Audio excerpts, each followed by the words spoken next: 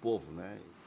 Nós vamos ver todo mundo falando a verdade, promessas bem plausíveis, fáceis de realizar, e daqui para frente tudo vai ser diferente. Seremos um povo feliz, um povo com saúde, educação, com segurança, um guarda em cada esquina. Uma vez, até na campanha política, prometeram até isso já prometeram. Bom, eu queria morar em propaganda política. Eu queria, esse país que eles desenham aí é que eu queria.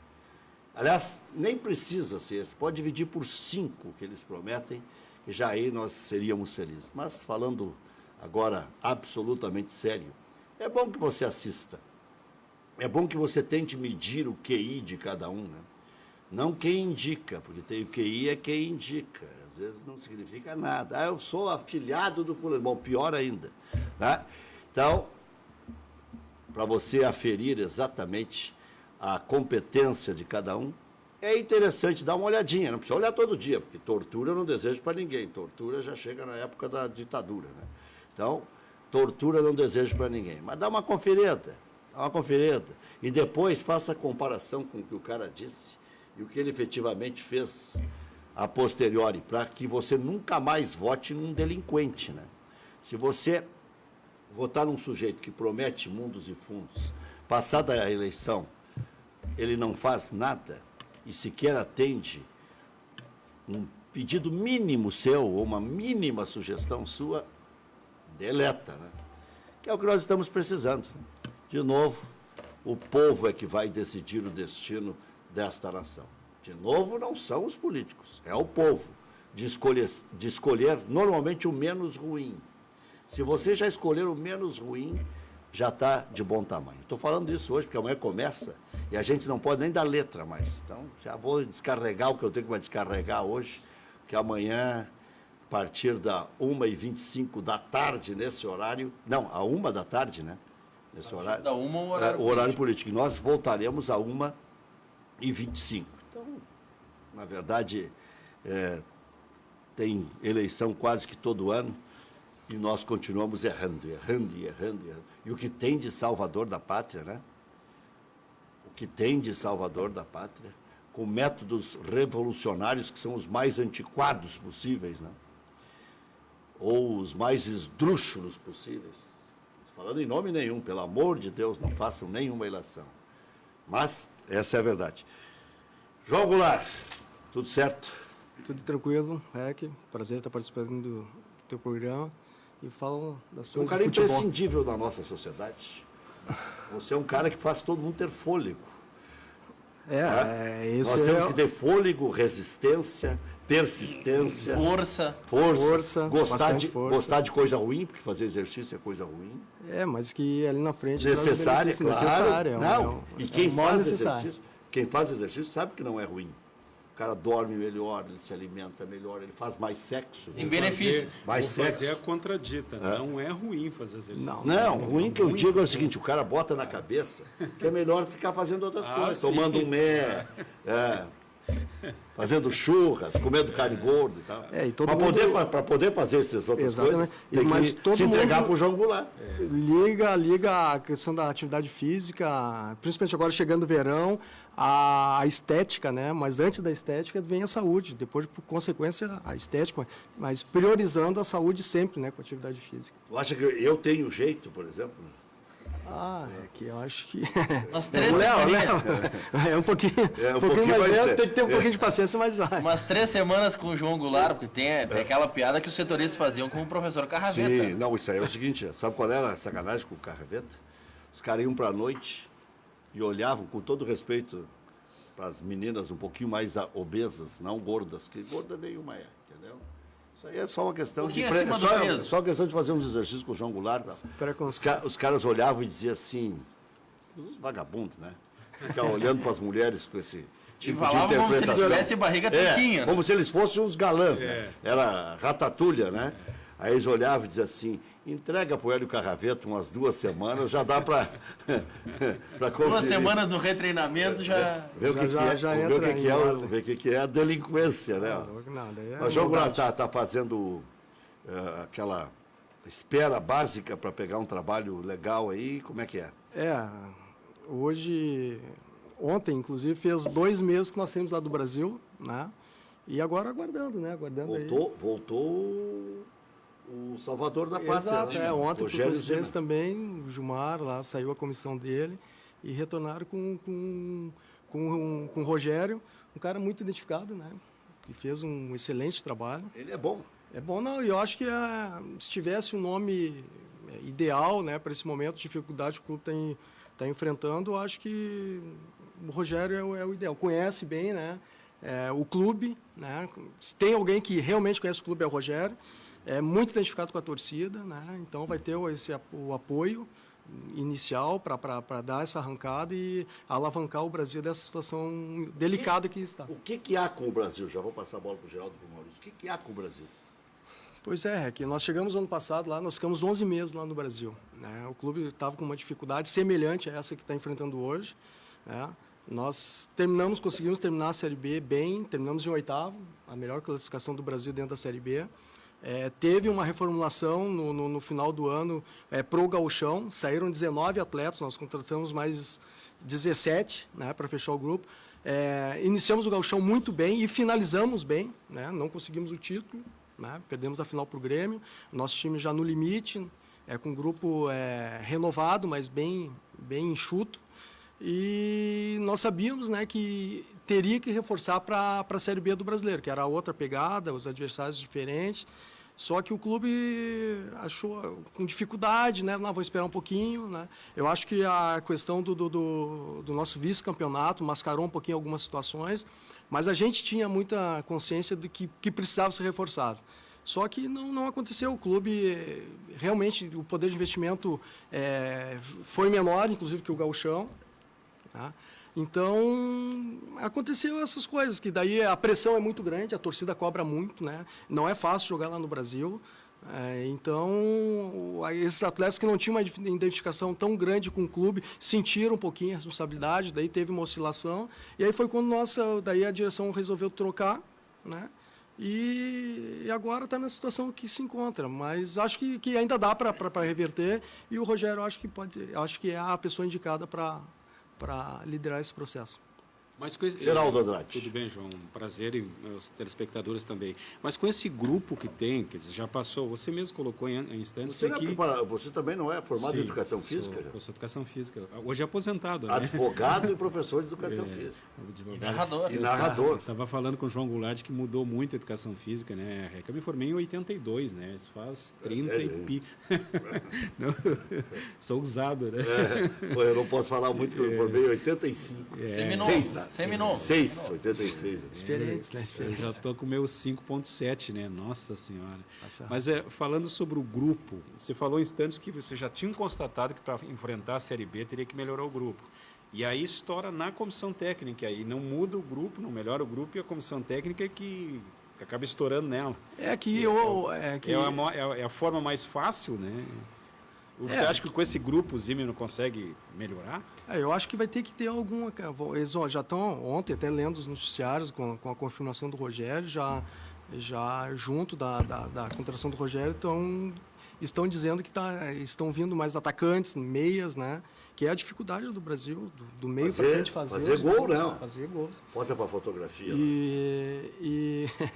E um detalhe importante, né, que o ano passado fez a diferença na nossa retomada lá, quando nós iniciamos na Série B, o fator local, o Brasil não perdia jogo em casa, né, depois que nós agora virou a casa da mãe Joana. E agora, a gente falava, né, o ano passado já entre nós, que o nosso campeonato era em Pelotas. Ali a gente não podia perder ponto e vão para fora, vão jogar fora, a gente vai, um empate, vai ganhar algum jogo, né, mas o nosso campeonato era no Bento Freitas. E realmente a gente fez o fator local a diferença e nos trouxe os pontos suficientes para a gente terminar bem a competição. E esse ano não está acontecendo isso, né? A imprensa cobra muito em Pelotas, João?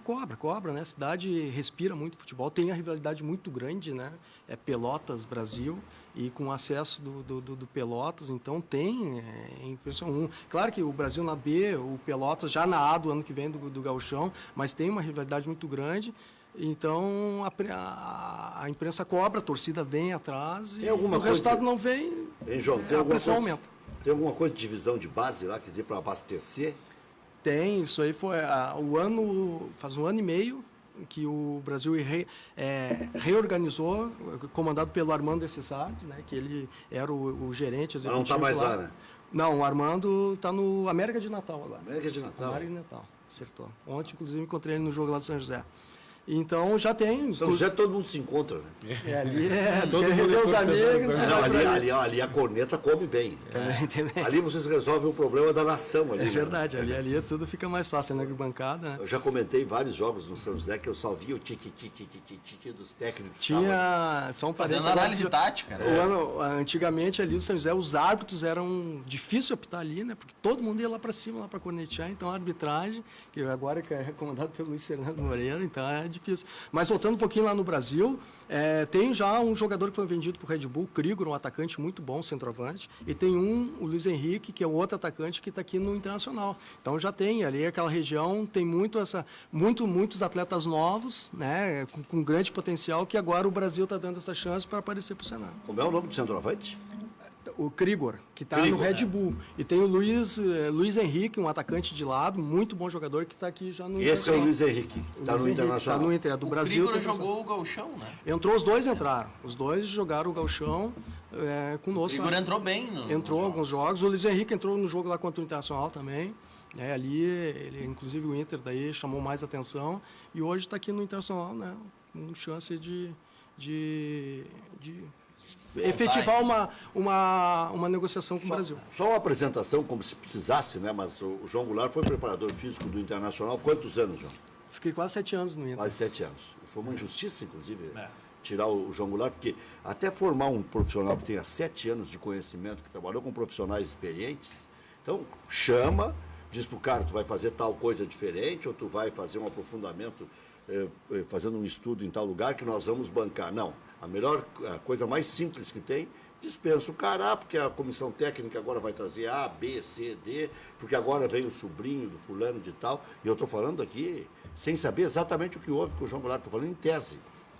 Agora, se o cara serviu 7 anos, me lembra muito uma mulher que trabalhava no departamento de jornalismo, na antiga empresa que eu trabalhei 29 anos, e um dia cheguei lá e perguntei para o meu patrão, doutor Carlos Ribeiro, está me vendo lá, não vou dizer o nome da funcionária, daí o doutor Carlos, botei para a rua. Por que botou para a rua, doutor? Por incompetência. Mas o senhor demorou 20 anos para saber que ela era incompetente? 20 anos? Pô, para aí. Mandasse embora, então. Mandasse embora antes, então, né? Já que tu falaste... Claro que eu não falei assim tão direto com ele, que eu não tinha essa coragem. Na hora de contar a história, dá uma inflada, né? Não, mas essa coragem eu não tinha. Eu finalizei ali o trabalho naquele fatídico 2016, era eu que estava à frente, né? E claro que todos somos responsáveis pelos resultados, mas se tu pegares os números, até falando com um abraço para o professor Carraveta, uma referência aí, né, do nosso futebol, os números do ano de 2016 da parte física não deixa nada a desejar para os anos anteriores, inclusive para o ano que era o Fábio Macerejan, que o Internacional foi campeão mundial. Então, é que o futebol não dá para a gente dissociar uma coisa da outra e faz parte. O campeão mundial era o Paulo... Era o Paixão. Paulo Paixão. Era o Paixão e depois com o Fábio também, né? O Fábio chega...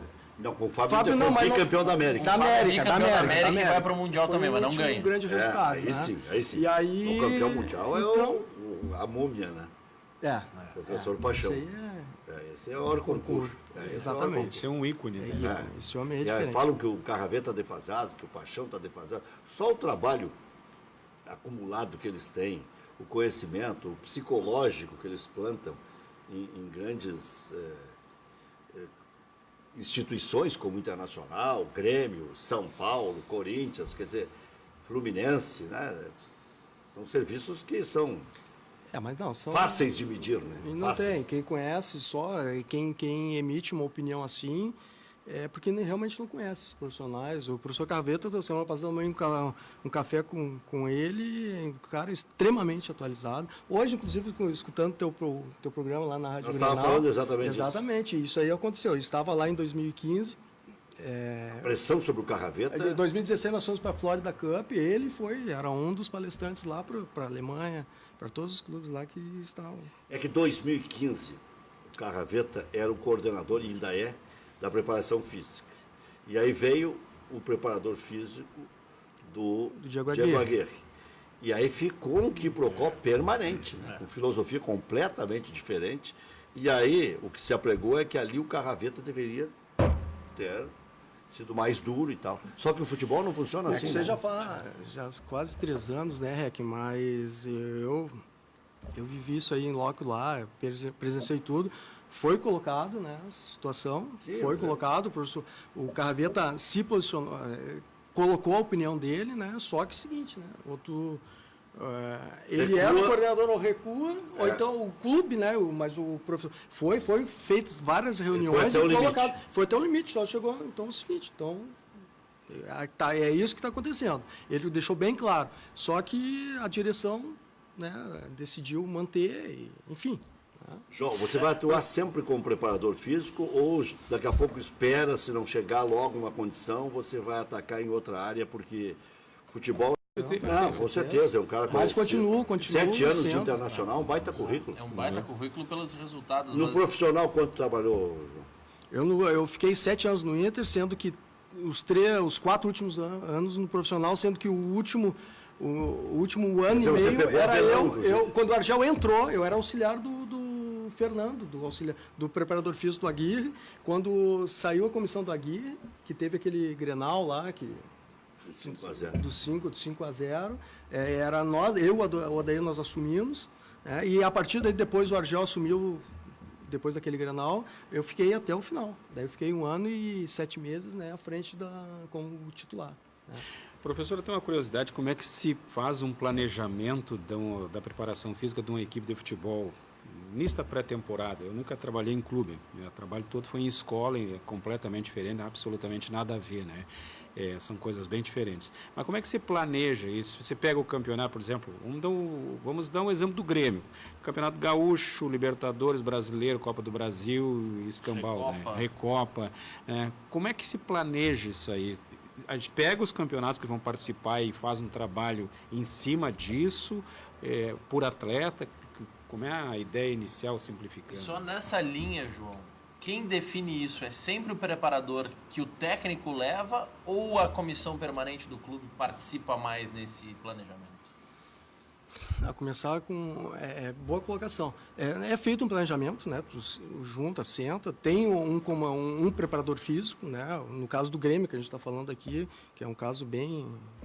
Com todas as competições, com um tempo exíguo de preparação, é liderado por esse profissional e, com certeza, é discutido, né, com os demais. Todo mundo emite opinião, mas é uma pessoa que toca. E aí vem o tempo, né, de preparação, né, que é curto, né? O Grêmio esse ano teve, inclusive contra o Brasil, foi aquele jogo que o Grêmio tinha que ganhar, que teve que antecipar, e nós pegamos o Grêmio aqui antecipando porque a necessidade exigiu.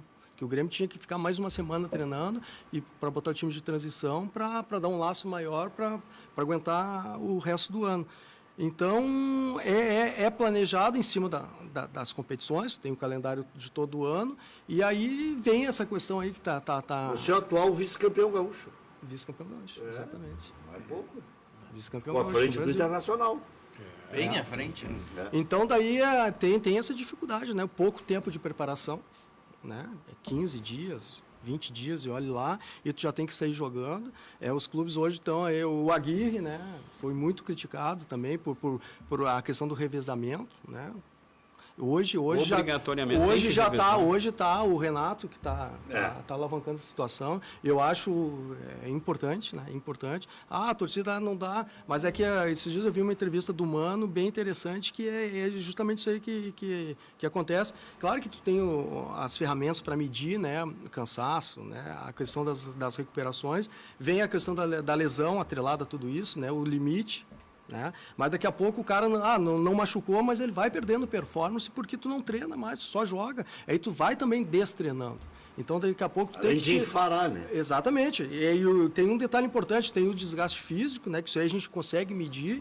Hoje já tem até algumas ferramentas, mas no futebol está pouco utilizado a questão do desgaste emocional. Isso aí também, satura o cara. Vira o fio, né? E daí tu tá com uma exigência grande, daqui a pouco tu vai, que o Grêmio agora. Né? Daqui a pouco tu tem que... Tá, agora vira a chavinha e vamos lá jogar o brasileiro. É complicado, não é Eu sou fácil. vizinho de um jogador de futebol que eu quase não vejo. Não, hoje um clube grande, o Grêmio aí, Inter, essas equipes, tu treina, né? Tu descansa, tu joga, tu descansa, tu treina um pouquinho e joga, Uma O roda que dessa. desgasta mais o jogador hoje? É de fato o que acontece nos 90 minutos ou é deslocamento para viagem, concentração em hotel? A gente não colocou aí a questão dos deslocamentos, né? Tu vai, mas avião, mas tu tem que chegar uma hora antes, aquela história toda. Tudo é extremamente desgastante, né, cara? E enche, é enfadonho mesmo, que nem O Grêmio, por exemplo, teve antes do Mundial uma sequência em que jogava em Porto Alegre no final de semana, na quarta-feira ia jogar no Nordeste. Voltava para Porto Alegre, jogava sábado, voltava para o Nordeste.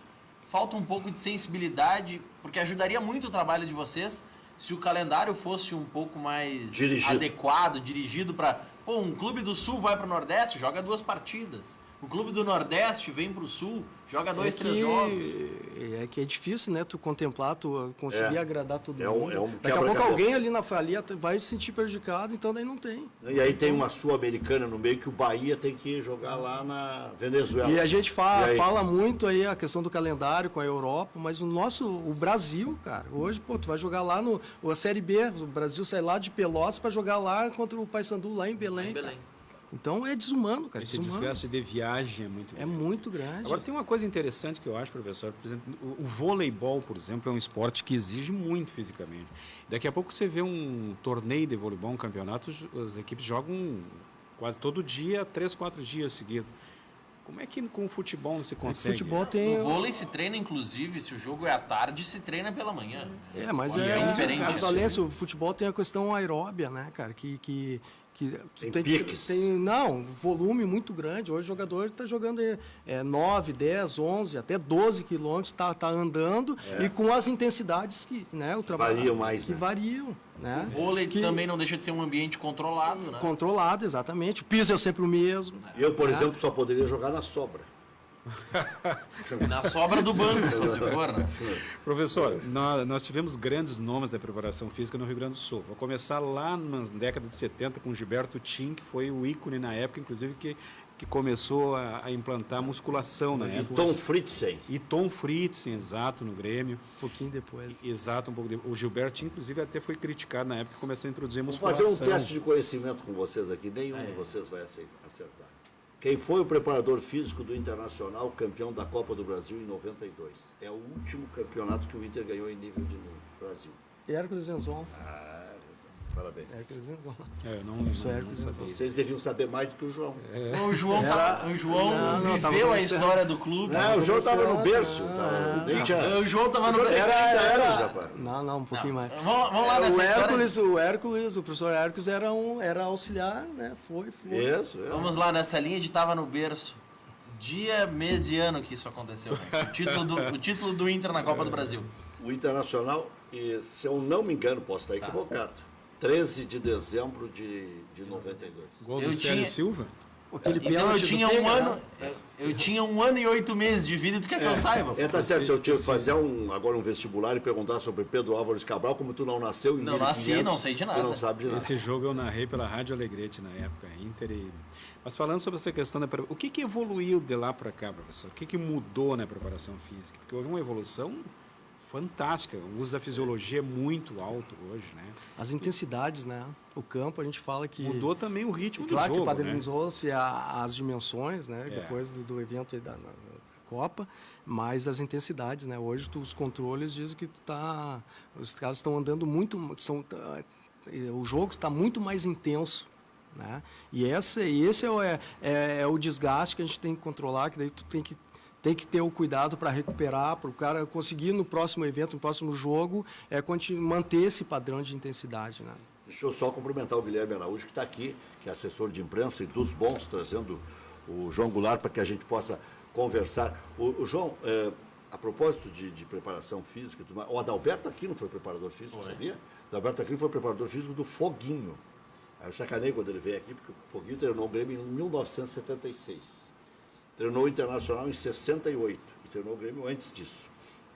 E eu sacaneio que ele foi preparador físico na primeira fase do Foguinho, não foi no segundo, que foi em 76, quando o Foguinho foi substituído por Tele Santana, que aí deu aquele título de 77 ao Grêmio e tal. Bom, Na época é que realmente o preparador físico, os trabalhos eram divididos quase que meio a meio. Hoje, com essa questão do grande número de jogos, hoje é tudo os trabalhos integrados, né?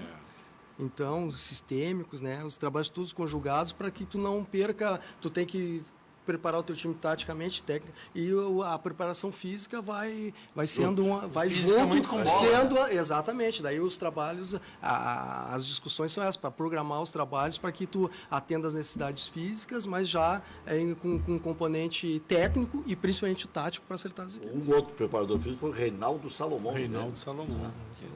O que foi o preparador físico do Mano Menezes no Grêmio, que sempre me foge o nome dele, veio de São Paulo, que foi preparador do Mano também, ficou um bom tempo no Grêmio, daqui a pouco vou me lembrar. Mas a caixa de areia, que todos criticam, pô, fulano de tal ainda faz caixa de areia.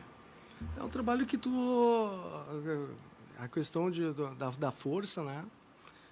Dependendo da fase, principalmente talvez lá no início possa se usar, né?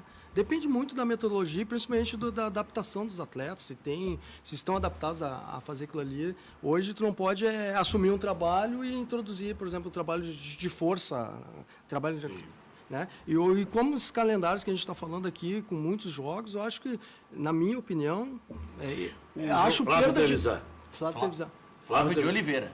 De Oliveira Trevisan. Que está no Ceará agora, o Flávio. Não, mas pode ter sido também Flávio de Oliveira, porque tem um Flávio de Oliveira que acho que é preparador físico. Que está no Ceará, e tem o Flávio Trevisan. Flávio Trevisan. A posição de meio campo, os jogadores que atuam no meio campo que acabam correndo mais, desenvolvendo mais com o jogo. A preparação é diferente de um zagueiro, por exemplo, ou de um lateral? Não, tu dá uma base geral para todos, né? Sim, a base geral sim. é uma base e depois, aeróbica, né? aí depois o que você vai atacar são aí as individualidades, quem em cima dos controles, né, das avaliações, quem necessita trabalhar um pouco mais, um pouco menos, né? E os próprios treinos já são direcionados para isso. Então, não tem nada diferenciado. Não, tu trabalha e depois aí sim tu vai atacar individualmente um ou outro atleta que tem essa necessidade. Agora, tem uma expressão que a gente usa muito quando quer criticar e não quer criticar ao mesmo tempo. Diz assim, o Inter está se desgastando porque está correndo errado. Né? Como é que vocês, preparadores físicos, veem isso? A culpa é da preparação física ou é do técnico que manda correr errado? Que faz uma tática que não se usa e que não vai funcionar nunca. Ou o que é o correr errado para vocês? O correr errado é quando as coisas, daqui a pouco tu planeja um jogo, né, e o adversário te impõe, daí tu tem que te desencaixa de alguma forma taticamente, daí tu tem que te desgastar mais. Às vezes também o jogo, tu toma um gol cedo, né, e que tu tem que correr atrás do resultado. Ou agiliza sem precisar agilizar. Exato, acelera. É claro que o ideal é aquele time certo, né,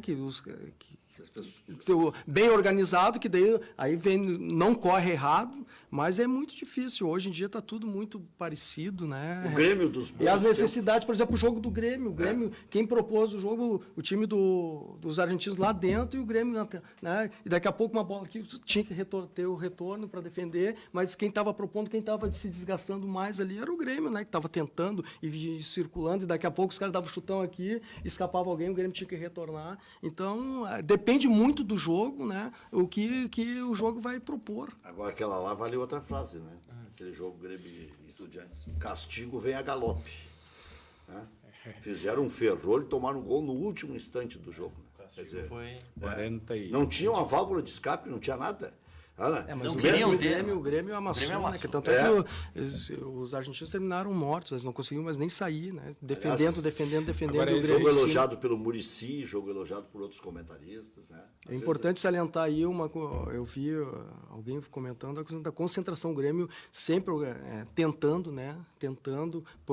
Indo dentro dos caras, né? Sempre com muito cuidado aqui. O que jogou o Cânimo, o Jeromel, os dois dali, vai jogar que a gente sustenta aqui atrás. E mesmo aos 47 do segundo tempo, se percebia nos jogadores do Grêmio, claro, que eles queriam buscar o resultado, mas não estavam naquele desespero que às vezes se vê no atleta. Né? E outra coisa, os caras lá dentro, com os 9 lá dentro, e o cara ali na frente do meio círculo, e o Grêmio fechado. Óbvio que daí teve que começar a levantar uma ou outra bola, mas mesmo assim o Grêmio tentou, teve mérito. Porque eu comentei o jogo e aí pelos 41 eu disse, olha, eu tenho quase certeza que vai ser 2-1 e o Grêmio vai precisar de quem bata pênalti. Né? Porque era um sufoco, e eu disse, o Grêmio vai brigar até o fim.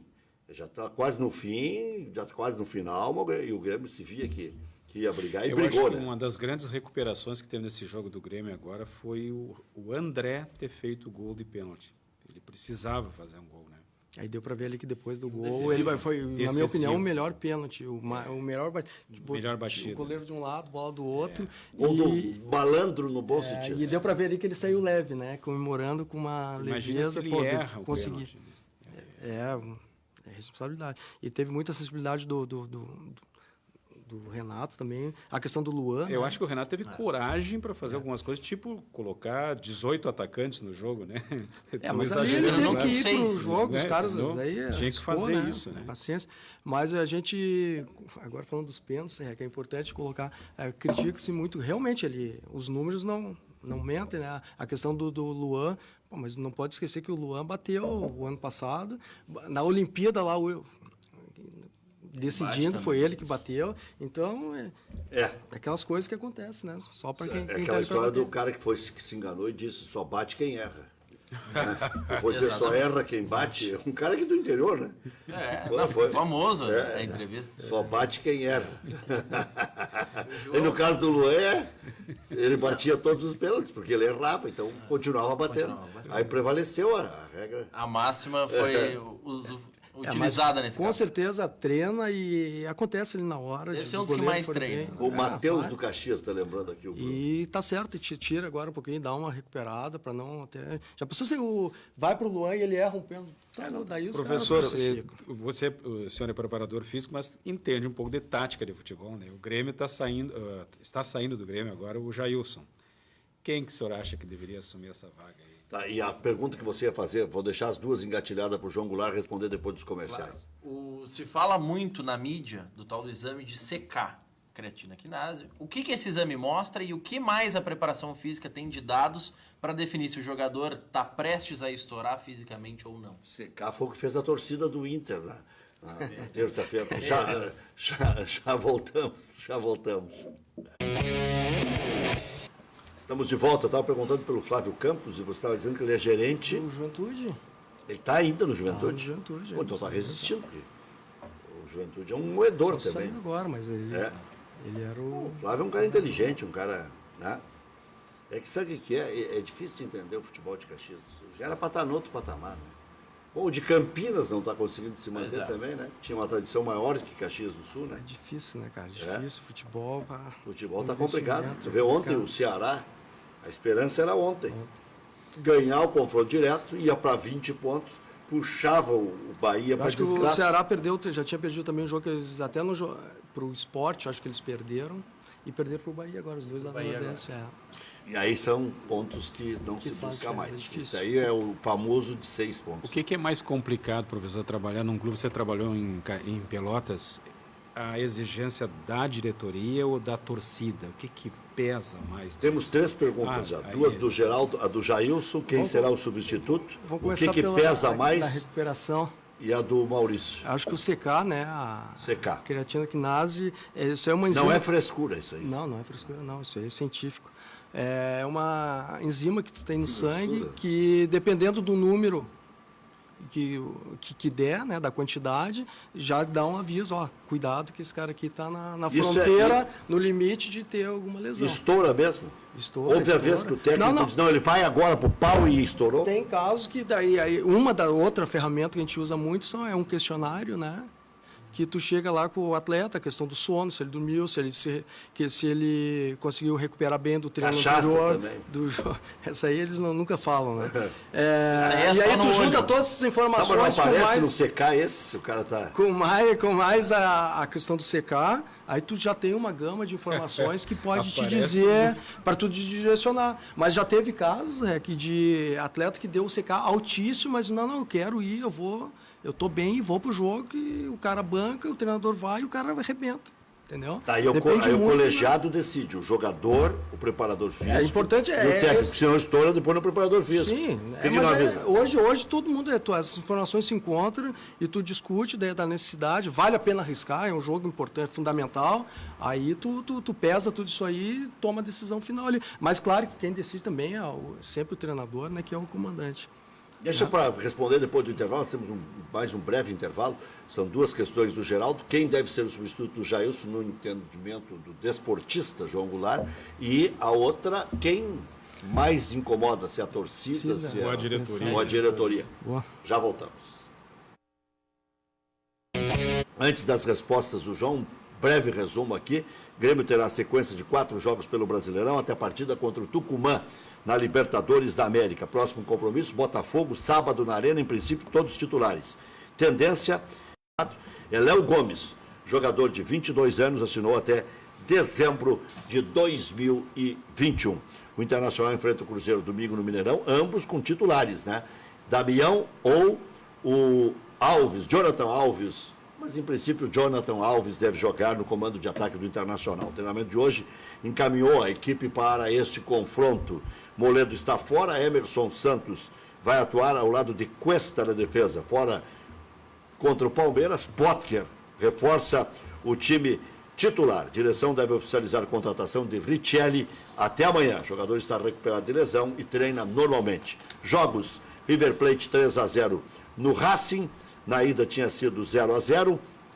Cruzeiro 0, Flamengo 1. Na ida o Cruzeiro tinha metido 2 no Rio de Janeiro, quer dizer, cada um ganhou o jogo fora de casa, mas acabou dando o Cruzeiro no placar agregado 2-1 para o time da Raposa. Corinthians 2-1 no Colo-Colo, na ida 1-0 Colo-Colo, marcou um gol fora, placar agregado 2-2, mas por ter marcado fora deu Colo-Colo. Hoje tem Libertad e Boca, primeiro jogo 2-0 Boca na Argentina, hoje o jogo é no Paraguai, se tomar 3-1 o Boca ainda assim se classifica, então está com a mão na classificação. Palmeiras e Cerro Porteño, 2-0 para o Palmeiras, o jogo foi fora de casa, o Cerro só se classifica a partir de um 2-0 ganhando nos pênaltis, ou um 3-1, ou um 4-2, aí sim dá Cerro Porteño. Por enquanto, River Plate Independiente, Grêmio e Tucumã. A tendência, Boca e Cruzeiro, Palmeiras e Colo-Colo. Ontem, Campeonato Brasileiro, aquilo que falávamos aqui com o João Goulart, com o Geraldo Andrade e com o Maurício Freitas, Ceará 0, Bahia 2, Atlético Paranaense em franca recuperação, com Thiago Nunes de Veranópolis para o mundo, 1-0 no Vasco da Gama. E como Flamengo e Corinthians foram eliminados da Libertadores, o Flamengo já apresentou um pedido à CBF para adiar a partida de ida da próxima fase da Copa do Brasil, porque não precisa ser mais na data previamente estabelecida. As datas da Libertadores estão livres, então o Flamengo quer jogar na semana seguinte para contar com os jogadores que foram convocados. E não tem por que não jogar, né? Como é que é o esquema? O jogo do Flamengo com o Corinthians pela Copa do Brasil seria no dia 12 de setembro. Como eles estão, os dois eliminados da Libertadores, a data do dia 19 de setembro também está livre. E o Flamengo quer passar o jogo para o dia 19. Isso vai acontecer. Vai acontecer, É uma não tem questão por que de- não. De bom senso. Todas as respostas agora com o João Goulart. A questão aí do Jailson, eu acho que vai fazer falta, né? Mas com certeza o Grêmio pensou, né? O Michel, a informação que a gente tem é que ele já está treinando, né? Tirou a água do joelho, no caso, tirar água do joelho num boteco é quando o cara vai no banheiro que bebeu muito. Mas ele tinha uma água no joelho. Eu acho que o Matheus, o menino, Matheus Henrique. Matheus Henrique já está voltando também. vai ser inscrito na Libertadores. Então, eu acho que com certeza o Grêmio pesou bem, mas eu gosto muito do Jailson, é novo, né, com muito intenso, que dá uma sustentação boa ali, defensiva principalmente, aquele cara que chega e recompõe com muita intensidade. Mas o Grêmio pensou, né? Então... Tem o Jean-Pierre também, tem o Jean-Pierre, Cassiano também, exatamente. tem o Então, Cícero também, que o torcedor não o gosta. Cícero Mas o Grêmio com certeza deve ter pensado e avaliou todas essas situações. A questão que tu colocaste da pressão da torcida, da imprensa, da direção, faz parte, cara. Isso aí a gente que está no futebol está acostumado, mas tem uma pressão também que é muito forte, que é a interna, né, do grupo. Que isso aí acontece, cara, tem muito. Então a gente, às vezes, só está pressionando lá fora, mas não, aqui dentro já tem uma... Então a gente tem que administrar bem a situação, nós que estamos no comando, para que isso aí não interfira na performance desses atletas lá dentro do campo. Então, Goulart, boa sorte, você é um cara legal, competente, merece aí todo sucesso. Valeu, obrigado de novo pro Guilherme Araújo, assessor de imprensa, obrigado Maurício, obrigado Geraldo. Até às 19 e amanhã 12h25 aqui, 1h25.